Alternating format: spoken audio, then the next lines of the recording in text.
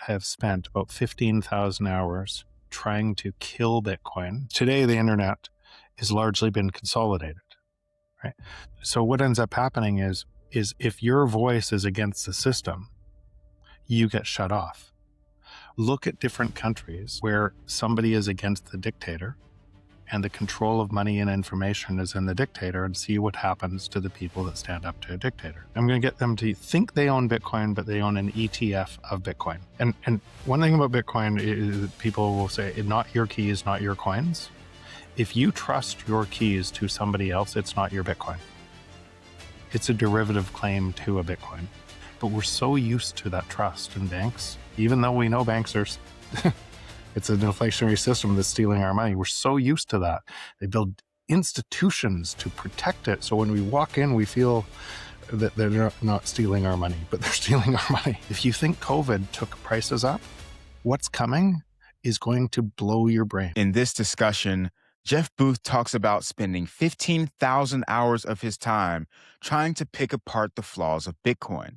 Jeff gets into why Bitcoin is the only money system in 5,000 years that governments cannot corrupt, why the banks right now are racing to get your Bitcoin into their custody, what happens to you if they succeed, and what he thinks is coming economically that makes all of this more urgent than most people realize. This is part 2 of the highlights from our conversation with Jeff Booth on our live show, Memes and Markets. Let's dive in. If this system is not the system, if the natural state of the free market is deflation, and yet we're stuck in this inflationary system, or are we stuck in this inflationary system, or what would be the alternative to continuing to participate in the world as we see it today? Yeah, and this is where I spent a lot of time. So you can imagine how much work I did inside the existing system to come up to the book and how these systems were different and what that looked like. I spent a lot of time. Was there any way the existing system could resolve itself from the existing system with all of our energy in that system dividing us from each other faster and faster? And the answer I came up with is no chance. The system problem can't resolve this. So then I investigated various different things that could or potentially could. And I looked at Bitcoin through that lens. I looked at gold through that lens. I looked at different things through that lens. But I looked at Bitcoin through that lens and said, because if gold could resolve this conflict, then it would have already resolved this conflict. Right? But in 5,000 years, we keep going back to the same thing. We've never lived in the world I described. And so I put a higher bar on what I just said, that because I realized what humans would do, they would fall into this trap. And could a new system like Bitcoin resolve this paradox of it? And what it would have to do is it would have to impose a new system that didn't want to change. It would have to impose a new system that didn't want to change. And so when I looked at Bitcoin through that lens, I probably spent, and I have spent, about 15,000 hours trying to kill Bitcoin with the same rigor that I was talking about, the system dilemma and this conflict that we're in. So I've spent and so we can let's go through that process, or some of the high points of that process. And maybe what we'll do is we'll go through that process from a lens of humans, right? Of us making decisions in the world, because the world doesn't just happen to us. We have a say, right? We have agency, but we don't know how much agency we have because we fall into these traps. And so I'll use an example in the market for. I used to use a BlackBerry phone. Remember when BlackBerry was the be all end all and everything else? I loved the buttons, and I That was loved my being first able phone. to type on the buttons and everything else. And Apple was 3 years in development of this other phone that when it came out, I said, no way I'll ever use it. It's a toy compared to my buttons. And the minute it was put in my hand, never went back, right? BlackBerry died, Apple Apple change. So we don't see how our changes, that what we once didn't know, that then know, change the world and impact other people. So what we do feeds forward. Our time actually counts a lot more than we think it counts. Um, and and so in Bitcoin, going back to that, you you have a system that where money is debt. You have a different system where money is not debt. It's you have 21 million cap in Bitcoin, 21 million potential Bitcoin forever, and the way that that's constructed can't be cheated. It's not a it's a system designed, that I run a node that audits the entire Bitcoin blockchain every 10 minutes. And from running a node, I get to see, I'm a voice in that new system, and there's tens of thousands of those nodes distributed all over the world, that the rules can't change without going through me. And so we have a new fixed money supply where the rules can't change, where the consensus of the network voting for the best interests of the network can't change it. You become a participant of the network if you want to run a node and learn it. And so that decentralized, so there is no CEO of Bitcoin. There's no person who can gain more of Bitcoin.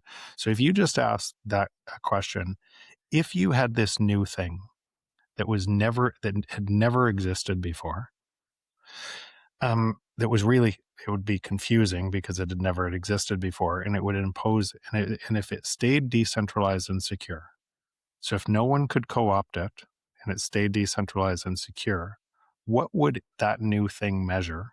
And you could say if it stayed decentralized and secure, that's important, right? What would that new thing measure? Because you couldn't increase the monetary units, you couldn't go past 21 million, that new thing would measure the natural state of the free market perfectly. Because prices against that new thing over a long term would fall lower and lower and lower. Okay, now let's introduce us as observers to this new thing. The all of us. And so if you'd grown up in this other system of fiat money, and prices always went up, and you were really rich in that system, and you had most of the money, and this new thing ruined that because it just redistributed it, what would you say about this new thing? Right? You would be against it. You'd be very against it. But Scam. Yeah, totally. scam, everything. It's bad for the climate. It's this. Quantum's going to kill it. A million different things you would say because you couldn't allow it to work. And so now ask, where do most people get their information? They get their information from that system. So they're part of this system. The experts are telling them to not look into this new system, and all of the money and all of the control is against this new system because it would redistribute it around the world, and they would, and those people would, and so it would, the vast majority of humanity would be too scared to look at Bitcoin because they would be stuck in the system, and they would always think there's somebody else, there's some boogeyman that this is going to break, and it's just a scam. Okay, so vast majority of 8 billion of us. There'd be a smaller subset of that would look at this system and say, it can't do what I want, right? And so the way that Bitcoin works is it's a protocol. So I'm going to pause there. They would see it as a technology. The smaller subset of people, or those early people on Bitcoin, got rich, and I'm in the K-shaped economy, and I can't get rich, so I'm going to get rich on Ethereum, Solana. I'm going to be the new, right? and they would see Bitcoin as a technology, and they would and then there would be all of these scams, hundreds of thousands of new coins, all trying to get rich quick on on a new system because they were really measuring in pieces of paper. In a, what not a structural change, they just wanted to have more pieces of paper, and they saw other people getting rich, and everybody would race. Tons of people would race into that. You'd have these blow ups and everything else. And for the first group of people, they would look at the second group of people going, "Oh my God, we were right all along." Right? Its whole space is a scam. Right? The Bitcoin, crypto, blockchain, and it would be more and more confusing to not look deeper because it would just be noise. There'd be Trump coin, there'd be Milena coin, there'd be all of this things. Everything would feel like a scam. And from the bulk of the, you could even argue that the scams might even be helped along by the control system to conflate what was really happening. You could argue that too. Then there would be another group of people who would see Bitcoin, who they would have gone a little bit deeper in Bitcoin, and they would say it's a store of value. And it's the best store of value that's ever existed because your money can't be stolen if you're part of the network and everything else. And in source, it's a store of value. Um, and from that group of people, um, they never would ask themselves, what is money? And why does money need a store of value? Because money's always needed a store of value underneath it, like gold, because money's always been manipulated. And then what happens because money is manipulated is the store of value gets centralized and then it breaks. And so then there'd be another group of people that would see it as a protocol.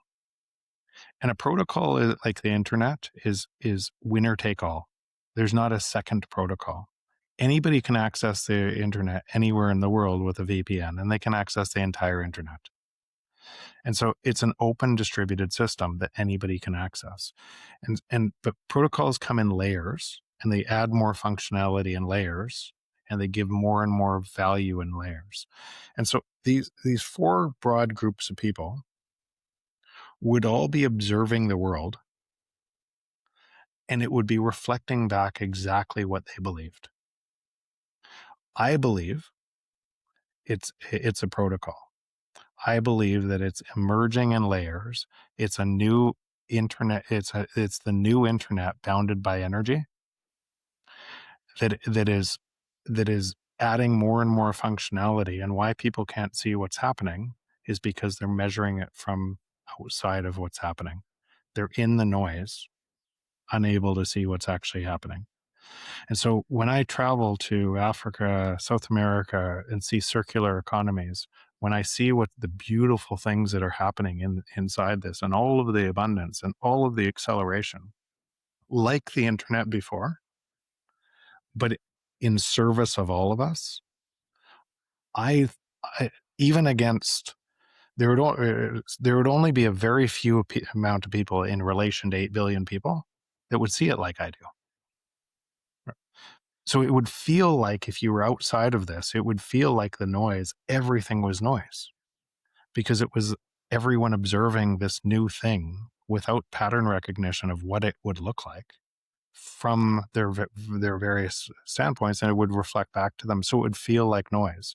What it is to me is this change in the world that is imposing a new system in the world where all prices fall and we live in the first global free market that's ever existed. Now, against that, you have to say, if that's true, then every attack in the world is going to try to break it, and that's also true. A couple things I want to touch on here. So you're saying that Bitcoin is a protocol, and correct me here. Bitcoin is a protocol that allows anyone to access money, sound money, deflationary money. And so instead of saying deflationary money, Okay. say say stable money that measures deflation. Okay. Right. Right. So deflation is the output of a free market. Right. If the money's stable, that's what you would see. If the money's unstable, then you see inflation. Love it. And Bitcoin is a protocol that allows people to have access to that in a very similar way that the internet is a set of protocols that allow people to access information. Is that a Yes. fair? Okay. If exactly fair. Now, the internet, but today the internet has largely been consolidated. Right. So what ends up happening is if your voice is against the system, you get shut off.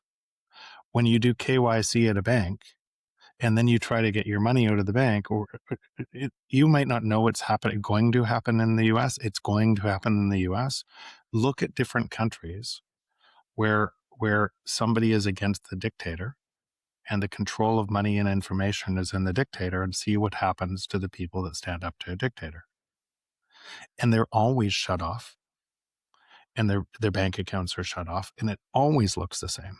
So if money is broken, here's laws are money is superordinate to laws. So if it if it didn't look like that, then in the worst money places where money was really broken, the laws would be protecting people, right? So if money is broken, laws get changed to protect the money printers. And that's what you're seeing today. And you're seeing it more and more today. And you have to have something that exists outside of that to protect yourself from what's coming. And so another thing that I want to make sure we touch on is gold. So Yeah. have you had the chance to talk to Peter Schiff at all? Has that debate happened yet? So I haven't. He tries to. He's asked to, but he tries to each Bitcoiner. But again, it's just, and I have nothing against him. It's more of a shtick. It's more of a show. Right. Um, so how do you get more visibility on the thing you care about? I have nothing against gold, but it worked for 5,000 years as a reasonable store of value, um, and and just like I don't have nothing against horses for transportation, but I don't ride a horse or anymore. Right?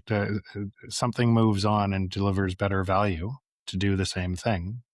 And so the difference here is a protocol emerges, and as more people use the protocol and it stays decentralized and secure, it can't centralize.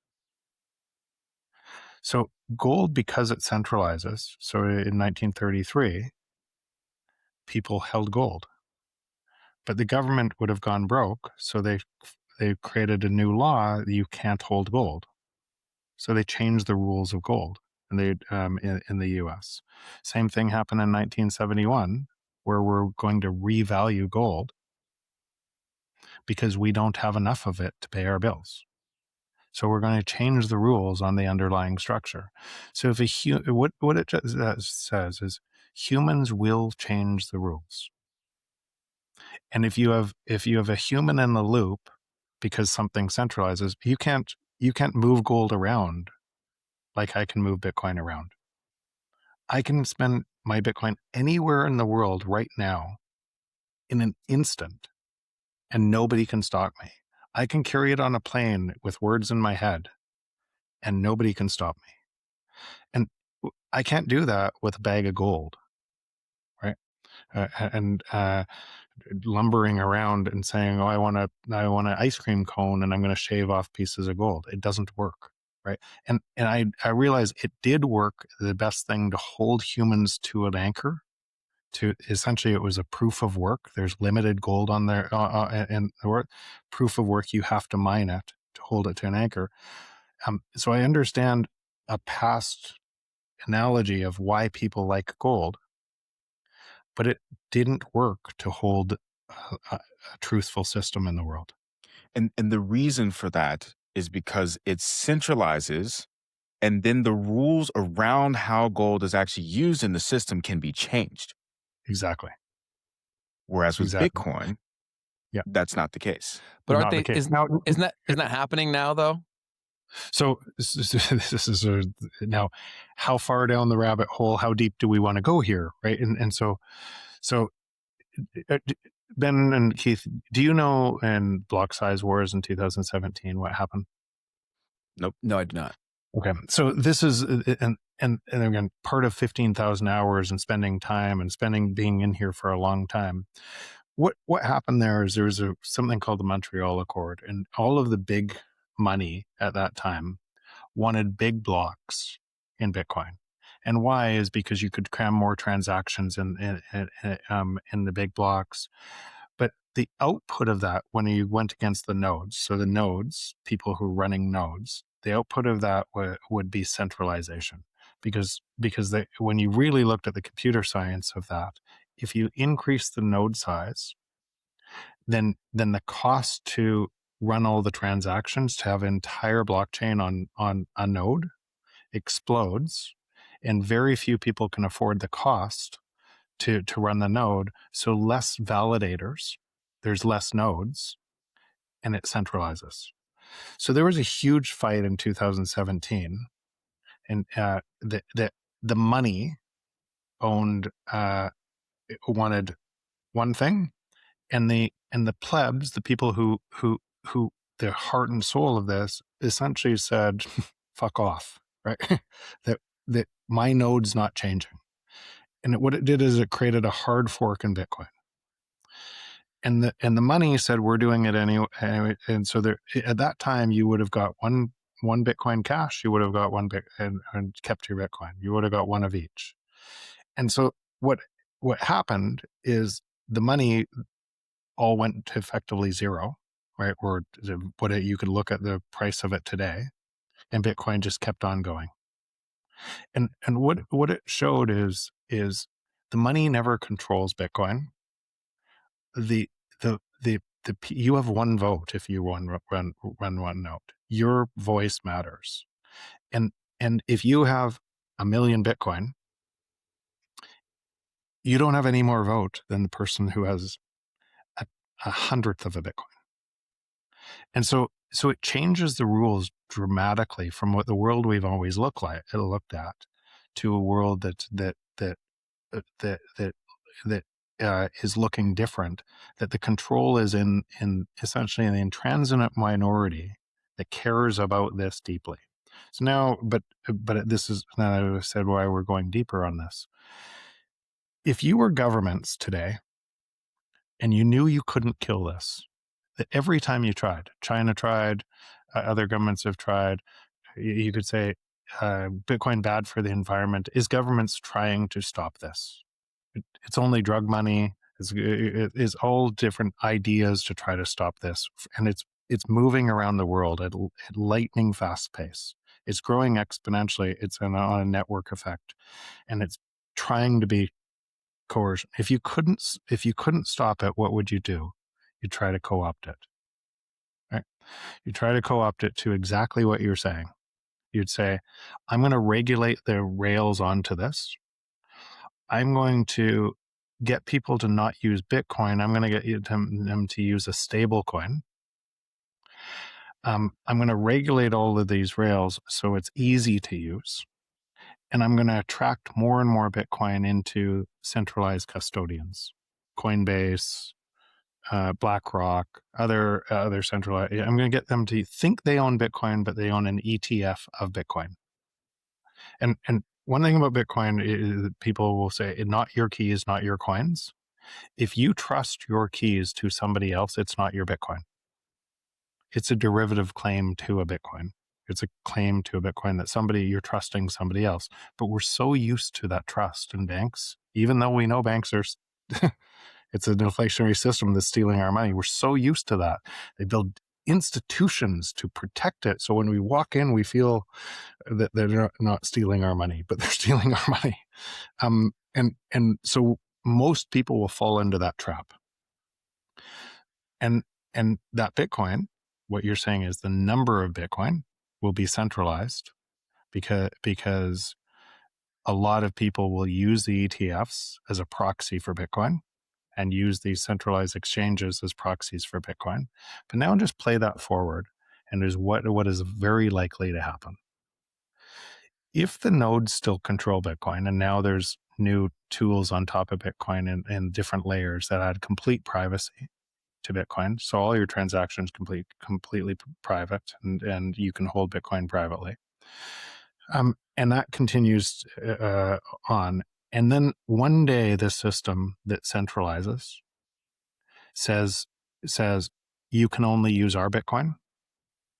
What's going to happen? It's going to chain split, and the Bitcoin that I just described, same thing that happened in 2017, will keep going on. And the people that try to control Bitcoin will probably go to zero. Now, if you have your Bitcoin that you think is Bitcoin inside that other system, then you're probably going to zero too. If that Bitcoin exists in that other system over there, wouldn't that system still have their way of being able to manipulate that version of the Bitcoin? Yes, but only that version. And so that's what I'm getting at. You live in, so the version of reality you live in right now from a system that is manipulating money is a version of reality that that feeds back at you, and it can go on for a long time. Your belief in it gives it power, but but but Bitcoin is bound by physics. It's bound to energy. It's bound by a system of that has no ruler. And so all of this is fighting that system. And so if everybody just said, okay, forget it, we're going to just trust the US dollar derivative of Bitcoin, Bitcoin would fail. And it would centralize and it would fail. And I think and it's a reasonable expectation from a view that most people have today that that's what's going to happen, because that's always happened in history from any centralized thing underneath money. And we're used to, why do you need an asset? Why do you need something underneath money? Is because you've never been able to trust money. Mhm.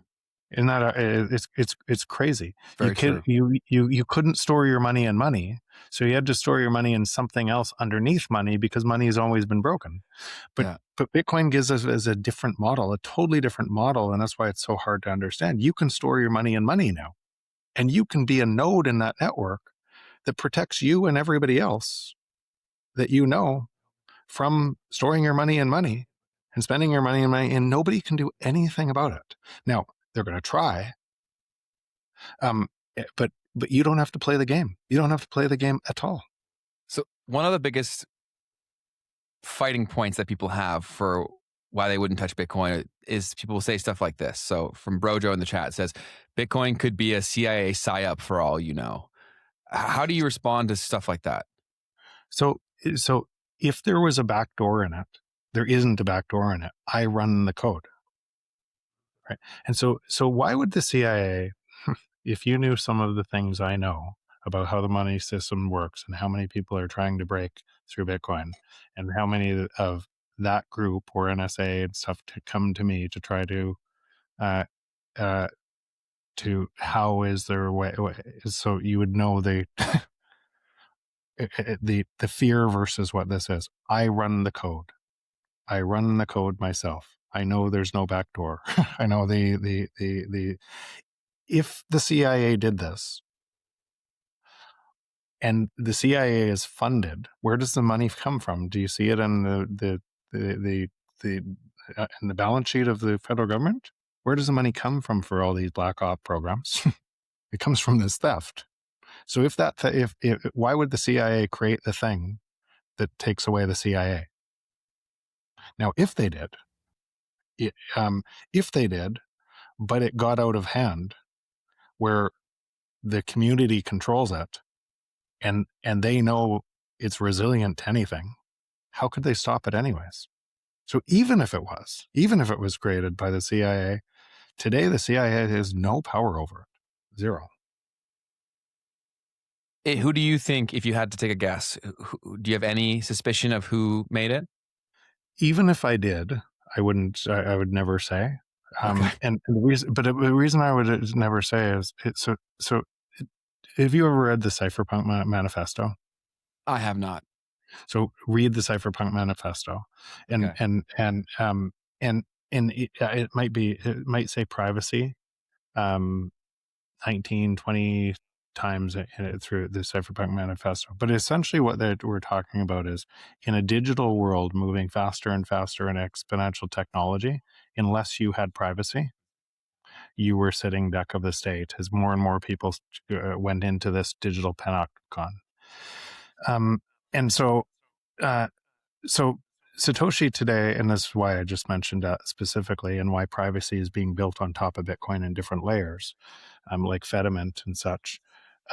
The if Satoshi has, he could be walking around with us today with with with more power than most governments. Mm-hmm. And how does he have that power? Not through money, not through force, through privacy. And so privacy is going to be critical in the world we're heading into. And not privacy because you're going to do bad things. Privacy because in a free market, you deserve to be able to spend the money that you want on the things that you want, and live in a world of abundance without a control system trying to monitor your every move. That's why privacy is going to be important.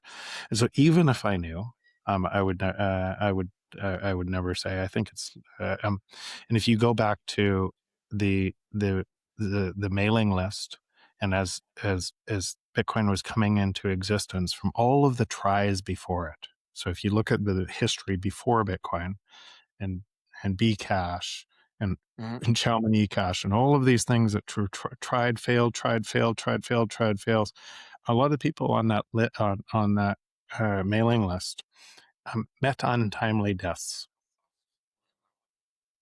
Like Mm, if you did an insurance, if you said, is this number of people in this small group of people, would they meet this many deaths? The answer would be no, right? And so what that means is, as Bitcoin was emerging and a bunch of these people were fighting against state control, then there would be a lot of power trying to stop that. Mm-hmm. And I think that's still true today. So I kind of Keith, you gonna ask the so question? yeah, so Jeff, I'm gonna be honest. I've got a few different questions to try to attack Bitcoin that please. I'd love to try to get through with you. Something also to continue down the logic of the CIA situation, because I do want to double down and triple down on this. Someone in the chat mentioned this concept of leader of Gen Z said they still have power over it because of the Satoshi wallet. If Satoshi sells, it's all over for Bitcoin. So So two things yeah, okay, you asked, but I love this. could CIA have, for one, created this and still have the Satoshi wallet, and two, um, could their motivations have been to get people to actually adopt the technology? Because this is what people say: adopt this technology, but then get people to use the other versions of it that you say are more of the scam of the old system, right? So yeah. So what would happen if Satoshi wallets, the first ones that were mined into existence, mined Bitcoin, and creator of this has about 1 million Bitcoin. And those million Bitcoin, you can see the addresses, and they haven't moved in the entire time of Bitcoin. So nothing's moved. So now let's ask ourselves, what would happen if they moved? Right. So let's say 1 million Bitcoin move tomorrow, and then there's Satoshi wallet. That would likely cause a price collapse in Bitcoin really quickly, but it wouldn't change a thing on the network. It wouldn't change a thing on my node. It would change. What it would do is it would create fear in the market. But one of two things has happened: Satoshi is no longer for this, or he's alive and he needs his money, right? Or or there's been a quantum attack that's attacked Bitcoin. It'd be one of those three, nothing else. Nothing would change in the network. Every 10 minutes, a new block would be formed. A whole bunch of people through fear, would panic and sell the protocol for a piece of paper and go right off of what I described, for all prices falling back to zero, to go back to the world that they believe in a piece of paper. and nothing would change on Bitcoin except for price measured in a short term from the piece of paper. And then what would happen after that is more and more people would buy those coins, and it would keep going. One question from the chat that I want to throw up here too was, unfortunately, my energy and water bill only take pieces of paper. Until payment for energy and supply infrastructure changes, fiat is here to stay. So a lot of people, that's what they go to, right? Is that whenever we talk about this stuff, they're like, okay, great, man, but my bills are in dollars. Like, I got to deal with this. How do you feel that? Yeah. So my energy prices are coming down because I measure in Bitcoin. Oil prices have come down for the last 7 years, right? All energy prices are coming down because I measure in Bitcoin and I spend in Bitcoin. Now, in any certain year, they could go up because Bitcoin's volatile right now. But if they want to stay in pieces of paper, then they should stay in pieces of paper. But their energy prices are going to go a lot higher, and it's going to get a lot worse. And I can't tell, and I can't tell somebody what they should do. They should do whatever they think they should do. But what I'm saying is, this is a system change that is going to be very hard on your brain. And you have a choice. You're living in a control system, bars on the cell, and you're yelling at the jailer of what those other people should do while you use the money that funds the same thing. And the jail cell door is open. And you can go and learn a little and put a little bit of your energy and time into a different system. If you don't want to, you shouldn't. But if you do, you'll see that energy and time can't be stolen from you. And you probably want to spend more energy and time in it because it'll feed a different reflection of the world. But if you want to stay inside that, right, then you should stay inside that. I want to look at some of the. Have you ever seen the report that came from the National Bureau of Economic Research around the concentration of the ownership and the mining capacity of Bitcoin? Yeah. So I wanted to touch on this a little bit to see how you think about things from that perspective, right? Just so that people can see what this is that I'm referring to here, not necessarily to dive into it in this exact form, but um, one of the things that they point out in this research is that, the top holders of Bitcoin, right, own a very significant portion of the Bitcoin. Something around 8.5 million Bitcoin is held by individuals, and they take the time to do the work of saying, okay, there's the custodial exchanges, but we're separating that from the actual Yep. individual investors. Of that 8.5 million held by individuals, the top 1,000 addresses hold somewhere around 35%.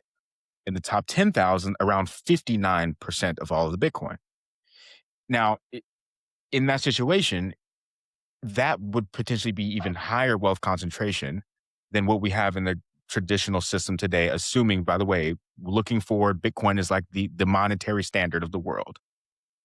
So how do you think about that? yeah, so one system has to start concentrated Bitcoin. Satoshi owned all of Bitcoin, and it has to distribute, and that's what's happening. It's distributing because it's based on the free market. It has to distribute because if you're spending more money in Bitcoin, especially if it becomes a protocol, like I said, then to get more value, to get what you want, you're going to have to part with your Bitcoin. The other system you're living in, and that paper is reporting, is starts decentralized and centralizes more and more. Right. So if you think about the world today and the top 20 families who own most of the wealth in the world, you can see it centralizing more and more. That's the media you're looking through. That's Twitter. That's Facebook. That's Google. That's everything you use today is funneling up to the same control structure completely. And it's funneling up to that same monolithic structure because it's stealing this productivity that should flow to you naturally. Bitcoin's the opposite system. It has to decentralize. And so when you think of even mining, I'm on the board of one of the largest previous Bitcoin miners, Core Scientific, who for a long time they said mining is centralizing, it's risking Bitcoin. And I said, it's impossible to centralize because what ends up happening is mining chases low cost energy. And then, so Core Scientific was around all of these energy sites that at one time was low cost energy on the Bitcoin network, 4.5, 5 cents per kilowatt hour. But as Bitcoin mining went to Africa and South America to get 2 cent cheaper power and decentralized, Core Scientific and others had to go to high performance compute. So because somebody who would pay more for the energy, because otherwise they were going to go bankrupt. And so it constantly decentralizes. There's no way to create a monopoly in a free market, because what happens is the money created for the monopoly, the margin, all competitors see the margin and they want that margin, so they compete and they compete it away. So that's what you have, a free market for energy right now that's that's that's that's merging around the world, that is chasing essentially Bitcoin and distributing it, using it heat for other sources to dry food in some cases, to heat greenhouses in some cases, because the excess, the innovation by making something else and Bitcoin makes you more money. You've mentioned before the fact that since money is broken and we're seeing that firsthand, that things will get more and more crazy is the word that I'll throw out there. It's probably easy to understand. What should the individual do? Because I know so many people that watch our stuff, they're worried about their declining purchasing power of their dollar, their potential of even having a job because of AI, and all of these things. There's so much stress out there. Like, what should the individual prepare for? This is why this is such an Ben. That's such a good question, and it's such a people want to dismiss this because of that fear. They're living in a paralysis of fear, and it's even the comment that person put up. I can't do this. I need to work more hours to pay my bill. That I know. By the way, the bills are going to go way higher. What's about to happen through the war and through everything else? There is going to be an inflationary pulse that is going to be staggering. There's going to be supply chain breakages. It's going to be, and I hate to say this but it's going to be ugly. And then to prevent a complete collapse of the entire system, because the free market is deflation, period, right? To stop that, your money has to be debased at a staggering rate. If you think COVID took prices up, what's coming is going to blow your brain. COVID was just every single time from 2000, even before that, every single impulse of more printed money is an exponential function, and each one is bigger by a staggering amount. You can chart it. You can look at it. When people look at the debt, rising debt, doesn't matter which political party, it's the same pattern. It's up, it's straight up, and it has to go straight up. That isn't solvent. That debt is not solvent. It cannot be repaid. It's impossible to repay it. So the only way to repay it is to steal your time and labor at a faster rate. And you're feeding it. And you're scared of feeding it. And you're scared of feeding it. And people are so scared about the AI taking their job, which it will do, because you will use this company that gives you the most value. It's not them doing it, it's you doing it. You have to get out of that system. So you have to learn this new system. This new system takes time. It takes something, because it's against what you believe today, right? And so where do you get a start? Look for people who've been consistent. Look for people.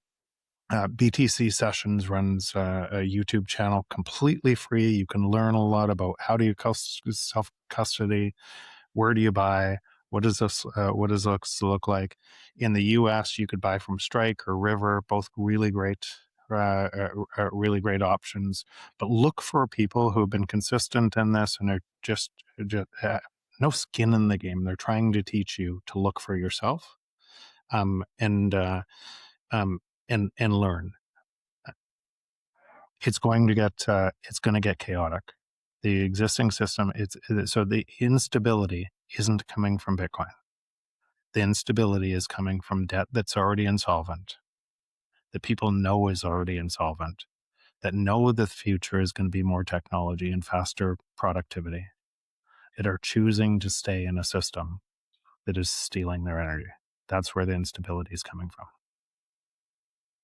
So, a couple things. One of the things that I could see, it came to me as you were speaking about this. So we talked about the concentration of the ownership of the Bitcoin, but it naturally is going to distribute, right? Because if Yeah. people are using it, then it actually comes out of their hands, back into their hands, and out, and so on and so forth. So the banks, we've talked about kind of like, well, if the other system, right, is going to try to co-opt this in some way. And now to me, it's becoming a little bit more clear if that would be the natural flow of how things would go, then the bank might actually try to re-centralize it. Right. And in a sense, this is what they're doing with the ETFs. With now they're saying we're going to give you loans off of this Bitcoin. Bingo. Right. Bingo. So Keith, all of these things are the same thing. And I'm not saying they're good or bad or anything else, but a lot of people are going to lose their Bitcoin from trusting in the way that worlds always looked like before instead of holding it in self custody. And they're going to try to get more leverage and they'll get flushed out. And this has happened many times. This has happened through FTX. This has happened through a whole bunch of different things. And it's the same thing. It's almost one law in Bitcoin. Don't try to cheat Bitcoin. You'll end up being the person that gets wiped out, right? It's a cooperative network. And so, but lots of people were used to living in the other world, and they're going to try and get you to hold their Bitcoin in their custody and give you an interest rate that's higher to be able to do that, right? Exactly. And you will bite because I can make more money. Right? And because you're still measuring in the piece of paper, and that'll centralize, and And, and, it'll provide risk to you. and the cost of the banking system, right, to create the money that they can then give to you, right, is pretty much nothing, Comes right? from you. It comes from you, right? It's a made up unit of it comes from the productivity that should flow to you Mm, naturally. It comes from you, right? okay. It's so unnatural, but we so believe in that system that we're easily suckers for that system. And so you really have to understand this and hold true and what's true. So Jeff, one of the questions I have to ask here is, if Bitcoin is the protocol for money moving forward into the future, does that mean that everything else in the world of crypto is completely useless? Going to zero, all of it, in a long enough time frame, all going to zero. Now, it might go up in pieces of paper for a time, but against Bitcoin, it's going to zero, all of it. Keith, you got something? Well, because is that because there's no use for these other things as money, or Because are there yeah, technologies, right, that can still be used here? the question is the design element on top of this. If you have a centralized database, which is blockchain would be, right? What use case? So if you built NFTs on top of that and the rules changed, could your NFTs be worthless? Because the rules changed. Everything built on top of you're building on top of quicksand because the rules have changed. You're building on top of, if you hold gold in centralized, and somebody else centralizes and changes the rules, your gold becomes worthless or Mhm. something. Right? That's the point. It requires decentralization and security, and those are such high bars. Right? Not a little bit of decentralization and security, decentralized and security that nobody can stop it. And that is the thing that now you can build civilization on top of that because nobody can stop it. And that's the difference. And that's why it's so hard to put this in, because we've never seen this before. So you would naturally think, and I remember I've been in technology my entire life. And so if you think in technology, it's the okay, this is old tech, the new tech is going to be better. But protocols are different, right? So the old tech and then the new tech, it would be a natural thing for us to think. And then once I was in the new tech, and I had my money in it and everything else. I wouldn't want it to fail. I wouldn't want to hear all of this. If I built a business on top of something else, if I used Ethereum BRC token as my base for something else, I wouldn't want to hear this because I spent all my time and energy creating something else on top of something that could be taken away because it was built on quicksand. I wouldn't want to hear it, but it's true. So, what is your time frame for this? We got a ton of people in the chat being like, "Is this 50 to 100 years away? Not in our lifetime. What's his time frame?" What was So, your? so my time frame is right now. What I do right now, my life is actually a very it's emergent of exactly what I described. It's getting easier and easier and easier everywhere, because of the world I live and experience. It is this. I spend time in circular economies all over the world that are completely outside of this. I spend thousands, tens of thousands of people that I know this isn't stopping because they're built on top of it. What is the time frame for the whole? So I already live in that time frame. All prices for me are falling. They have been. My house since I bought Bitcoin is straight down. Energy prices straight down. Every price is straight down. It's the time frame is right now. Mhm. The choice is, when is the time frame for you? And so if you ask when is it, because when you're asking that, it implies the question is, when does everybody get it? That's the answer everybody wants. Yeah. When does everybody get it? So you have knowledge right now that you could get it right now. You could start right now and your life gets better and better and better because your money can't be stolen. And you're waiting for everybody else to go first. So what would the world look like if the vast majority of the world didn't know this and you did, and you put your time and energy into that? Would you be more valuable or less valuable in a free market that was emerging? You'd be more valuable because people don't know it. Makes total sense to Right? me. You mentioned that Bitcoin is a protocol that things can be built upon, but a lot of these secondary crypto projects like Ethereum, Solana, Cardano, they were built because everyone believed you couldn't do that. Could you Yeah. provide some examples in terms of things that are being built that actually make that possible? Yeah. So, but again, uh, so yes. So Lightning 5 years ago was, you've heard of Lightning. Like, Yes. so now it's a scalability layer. 5 years ago, if you talked about Lightning, what Lightning was, it was a pet project on top of Bitcoin, and you probably have liquidity challenges, payments wouldn't work maybe 60% of the time. So you had this hype cycle about Lightning, what it could be, and you had the vast reality that it didn't work very often. Um, but the same thing happened in the internet. Evolution, trying, things break, all these different ideas, tons of people trying these different ideas. Now you have Breeze as a company. One of the companies we funded actually is open source technology and Lightning on top that uses Lightning, Liquid, Spark, Arc, and you have a protocol that is 99.9999, works all the time, sending money anywhere around the world at lightning speed. So Lightning 5 years later is a delivery of value mechanism already. It's exploding. And so now that extends the functionality. Privacy. You need privacy. Fediment is a protocol on top of this. Complete privacy of your communications and money. Complete privacy. You control that you can download, create your own federation. You can be your own bank, and everybody you touch cannot be surveilled by the government, cannot be surveilled by, and so these already exist, and they're Noster identity and communications. So you have a protocol stack that's moving faster and faster and faster because new entrepreneurs are coming in and saying, "Wow, I can use that, and build something entirely new." Without building anything, just utilizing the pieces of the protocol, which is exactly what happened on the internet. The explosion of what happens on the internet comes from the ideas that are imagined on top of it.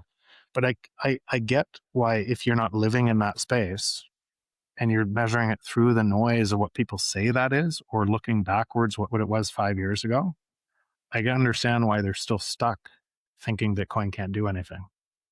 Makes total sense. Well, thank you so much, Jeff. It was an amazing conversation. We'd love to have you back again in the future. We'll Oh, love for to. sure. Thanks, guys. Thank you so Awesome, much. man. Have a Thank good you. one. See ya. Take Bye-bye. it easy, man. Wait, this was only a highlight from our live show, Memes and Markets, where we go live every Tuesday and Thursday at 12 p.m. Eastern. You can click the link in the description to subscribe to the live show and be sure to turn on all notifications so that you can get a reminder when we go live. Also, YouTube thinks that you will like this next.